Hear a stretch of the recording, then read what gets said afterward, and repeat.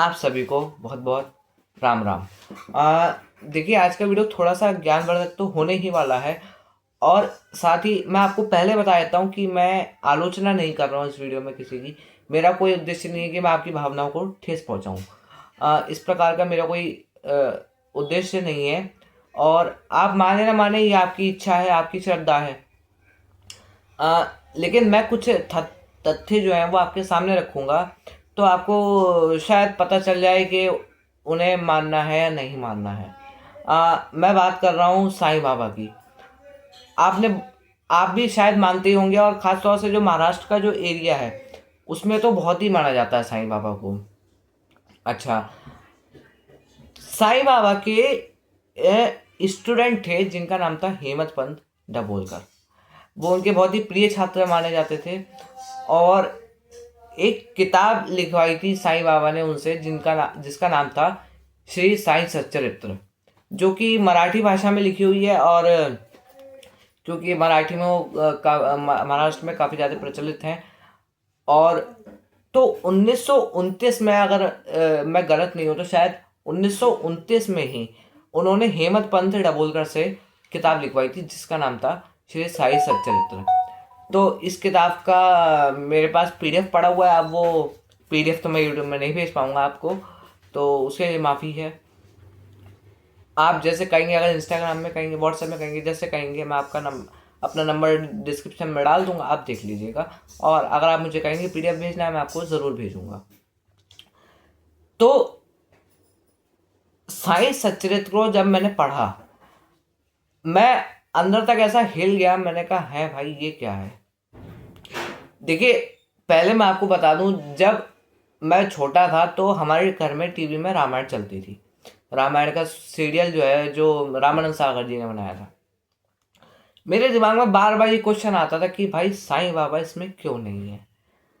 क्योंकि हिंदू लोग ही मानते हैं और मुस्लिम लोग ज़्यादा मानते नहीं हैं उनको। कोई लाख में से एक आध मानता होगा, दो मानते होंगे, इससे ज़्यादा नहीं। क्रिश्चियन में तो खैर मानते ही नहीं, सिखों में भी नहीं मानते, हिंदुओं में बहुत ज़्यादा मानते हैं। तो जब मैंने रामायण सीरियल देखा, मेरे को क्वेश्चन आया दिमाग में कि भाई इसमें साईं बाबा क्यों नहीं है। क्योंकि वाकई उनको हिंदू मानते हैं, और हम तो भगवान श्री राम ही हैं, भगवान कृष्ण हैं, सभी देवी देवताओं को मानते हैं। तो उसमें साईं बाबा नहीं देखे। मेरे दिमाग में क्वेश्चन आया कि ऐसा क्यों। अच्छा, फिर उसके बाद मैंने मैं वेद पढ़ता हूँ, तो वेद में भी कहीं नहीं दिखे साईं बाबा।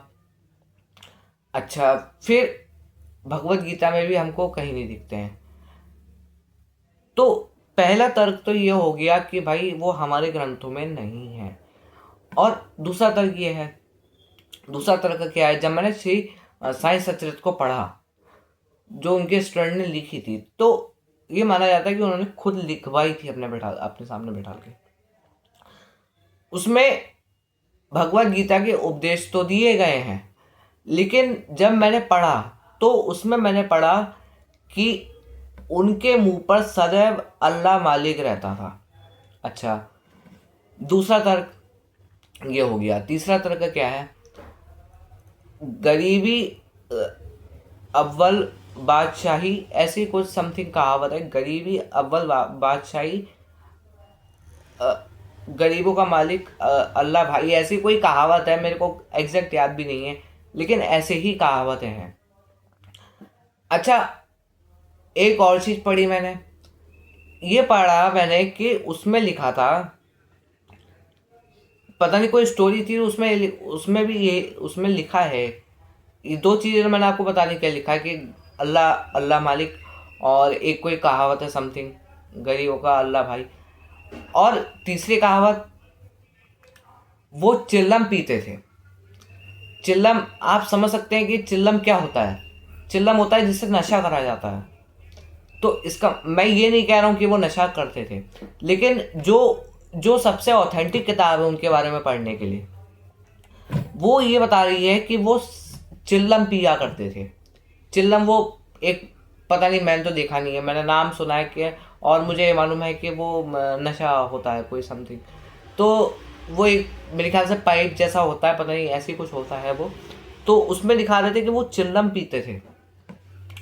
अच्छा, वो हमेशा मज़ार में रहते थे।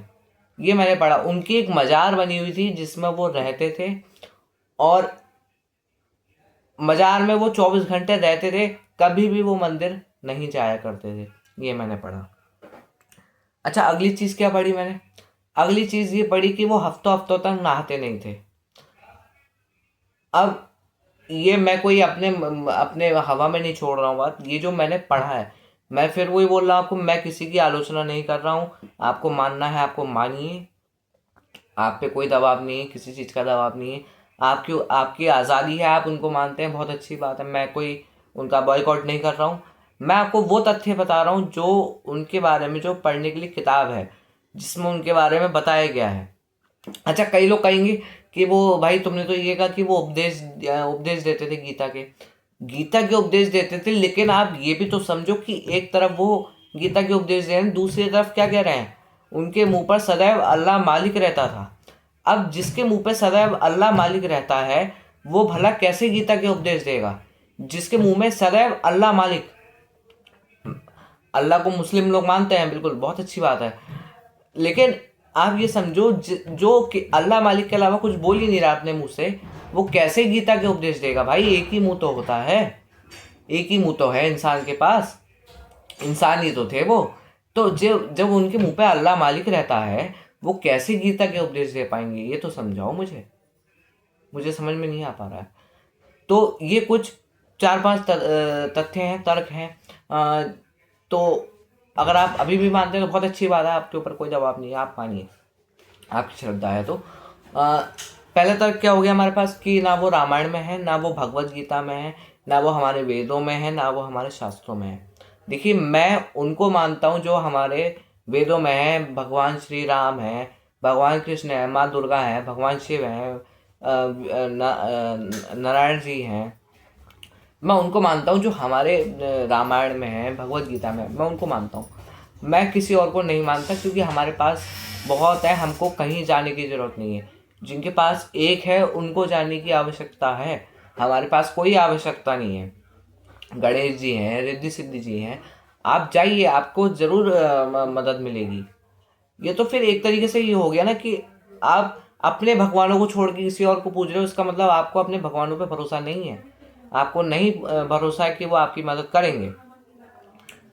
तो यही आज का वीडियो था, थोड़ा सा ज्ञानवर्धक भी हो गया, आलोचना बिल्कुल नहीं है। मैं फिर आपसे कह रहा हूँ, मैं 3-4 बार कह चुका हूँ कि आलोचना मैं नहीं कर रहा हूँ, मेरा कोई उद्देश्य नहीं है किसी भी प्रकार की आलोचना करना। आप मानते हैं मानिए, बहुत अच्छी बात है, आपका अगर काम बन रहा है तो, बिगड़े काम बन रहा है आपके, बहुत अच्छी बात है, आप मानिए। मैं कोई आलोचना नहीं कर रहा हूँ, मैंने आपको सिर्फ वो बताया है जो उनकी ऑथेंटिक किताब है, जिसके बारे में आप उनके बारे में आप उस किताब में पढ़ सकते हैं, ऐसा कोई दबाव नहीं है आप पे। तो अब अगला वीडियो का टॉपिक मैं आपको बताता हूँ। अगला वीडियो का टॉपिक होगा हमारा ओम, मतलब ओम के पीछे क्या लॉजिक है, ओम ओम का जाप क्यों करते हैं हम, इस बारे में मैं वीडियो बनाऊंगा। तो अगर आपको आज का वीडियो अच्छा लगा हो तो वीडियो को लाइक कीजिए, चैनल को सब्सक्राइब कीजिए, घंटी ज़रूर दबाइएगा ताकि आपके आपके पास सारे नोटिफिकेशन पहुँचे मेरी वीडियो के। तो यही साईं बाबा के बारे में आज की कुछ बातें थी। हाँ, और एक बात बता देता हूँ, चांद मियाँ तो पता ही हवा में उड़ाए थे, और चांद मियाँ का कहीं उल्लेख मुझे मिला भी नहीं उनके ग्रंथ में। तो आज का वीडियो अच्छा लगा तो वीडियो को लाइक शेयर कीजिएगा। मिलते हैं अगली वीडियो में, तब तक के लिए जय सिया राम, जय हिंद।